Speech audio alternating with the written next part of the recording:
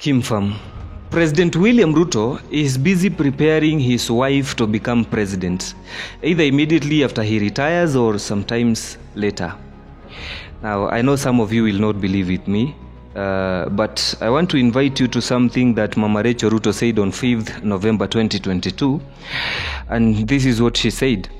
I will go to the small villages to see what is happening. We do not want to sit at State House, yet we do not understand what is happening out here. In my considered opinion, I believe that this is the beginning of the long journey for the president to make his wife the next president. And by doing this, the president is employing one of the tactics that President Uhuru Kenyatta used, and he had a very strong faith in this statement that keep your friends close and your enemies closer. Let me try to explain this. The former President Uhuru Kenyatta, immediately after 2017 general election, he formed a group of politicians, and that group was going with the leadership of the then Deputy President William Ruto. So William Ruto was the head of the group, and President Uhuru Kenyatta named that group as Tanga Tanga. Well, I know some of you will not believe that President Uhuru Kenyatta is the one who formed the Tanga Tanga group. But I want to invite you to this video too, so that you can watch and believe that it is Uhuru who formed the Tanga Tanga. Here is the video. Hii kijana anaitwa Ruto, unajua kila weekend ana Tanga Tanga kila pahali. Atakuwa anapitia hizi machorochoro, akiona kuna kitu inaenda kona mumwambie. Si namna hiyo? Si namna hiyo? Tuhakikishe kazi ya wananchi imefanyika. Tumekubaliana? Ni wangapi wamesema tuache siasa twende kazi? Twende kazi. Now hold that.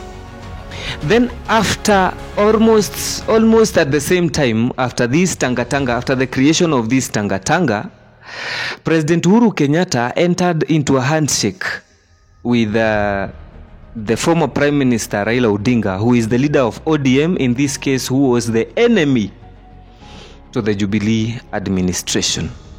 Now I want you to remember something.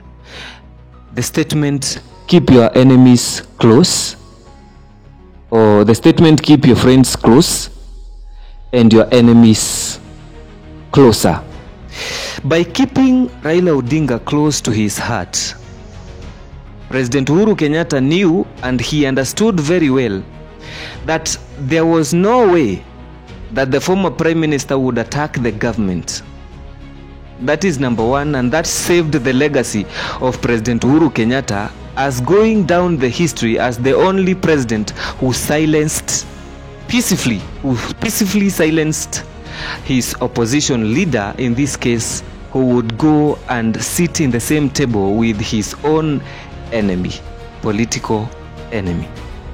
And then by doing that, he gave William Ruto a chance to go to the village, understand people's problem, and then provide solution. But one thing President Uhuru Kenyatta was not open to is that these challenges that the then Deputy President was learning was not going to be sorted by the current administration, the then administration Jubilee, but then it was going to be used as a manifesto for the formation of Ruto's government. Let me explain. When Ruto went to the village, he went and learned the big difference and the sufferings that the poor people in the villages went through. And he understood that bringing a narrative that would bring some division or bring something or elicit some reaction from the poor people, he would win the hearts of the many Kenyans who survive in humility. And so he came up with the Hustler Nation. And this Hustler Nation in the beginning was believed to be a war between the rich and the poor, where some politicians who opposed him believed that he was advising the poor people to take the wealth from the rich and then try to bring the balance in the society. But no, the then Tanga Tanga meant that a person can come from a poor background, and unknown, with no godfathers, and rise to become very rich, such that he could spend the same table with the kings and the richest in the society. And so he presented himself as a poor man who came from nothing and wore the first shoe at the age of 14 years. And so these poor people, these hustlers in the villages, could easily associate with their deputy president, and they were determined by all means to make this fellow poor the president. And that's how President William Ruto is the president today. Now, the bottom line of this is the first step that President Uhuru Kenyatta told the then Deputy President, Dr. William Ruto, to go to the village. Now, back to our story. On 15th November 2022, the First Lady communicated to Kenyans and told them that, well, the government has reconsidered and they have learnt that the work of the First Lady is not in State House. And therefore he gave the work of he gave out the work of the First Lady as going to the villages, learning their challenges. End of quote. Now I want you to intermarry that with another fact in your mind. Remember, keep your friends close and your enemies closer. In this case, you all agree that this step of telling the First Lady to go to the village is similar and almost the same as the step that President Uhuru Kenyatta used to tell President Ruto to go to the village. One and the same tactic. Now, another aspect I want you to understand is that we have several people who want to be president of this republic. And the best way you can become a president is by posing yourself as an opposition or someone who doesn't agree with the government, and therefore fight the sitting administration, trying to identify their weaknesses. Now, you cannot identify the weakness when you are part of the government and a senior member. I know someone is not understanding. Several people want to become presidents of this republic. Number one is Musalia Mudavadi. He is the prime minister, the current prime minister of the Ruto's administration. Number two is Rigathi Gachagua. He could become one of the strong Kikuyus to bring back Kikuyuism in the presidency. That's number two. He is the deputy president. Number three is Moses Wetangula. He is the Speaker of the National Assembly. Number four is Alfred Mutua.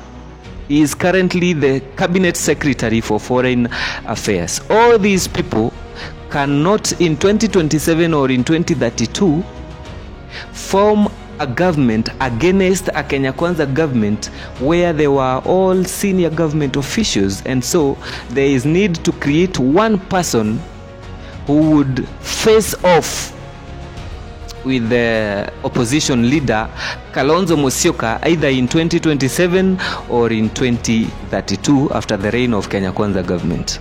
And that person, I believe, the presidency under the leadership of the husband William Samoei Ruto have considered and they have seen a right candidate in Mama Rachel Ruto. Now, if Mama Rachel Ruto succeeds in this and goes to fight for the presidency, he has two major advantages. Number one, understanding the challenges of Kenyans. Now, the same way William Ruto understood the challenges by going to the villages is the same way Rachel Ruto will understand under the backing and the full support of the government. That's one. And therefore that means we are almost going to create a dynasty called Ruto's family. That aside. Number two, she comes with an advantage of being a woman. You see, worldwide, there is a fight for the rights of women in leadership and women in almost every corner of the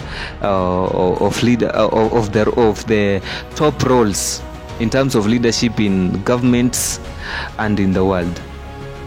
And therefore, having another woman as this woman of Tanzania, the president of Tanzania, I don't remember her name, having such a woman would pose a very big challenge to a male candidate in 2032, when the world will be looking at equality between men and women.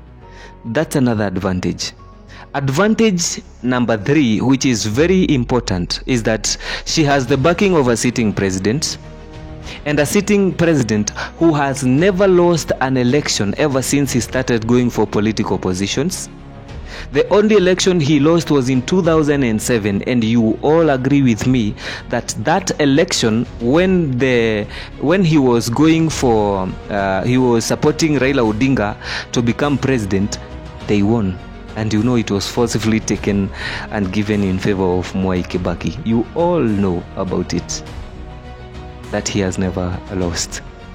And number 3, this guy is the husband to whoever he is supporting. So Mama Rachel Ruto may not lose if President William Ruto is really supporting her presidency. That sounds funny, but then that is my opinion. I'd like to hear your opinion about this move. Kindly go to the comment section. If you agree, give a thumbs up to this video. If you don't agree, still give a thumbs up to this video, because I'll be making more and more videos of this nature. And don't forget to subscribe. Thanks for watching. Let's meet in the next video.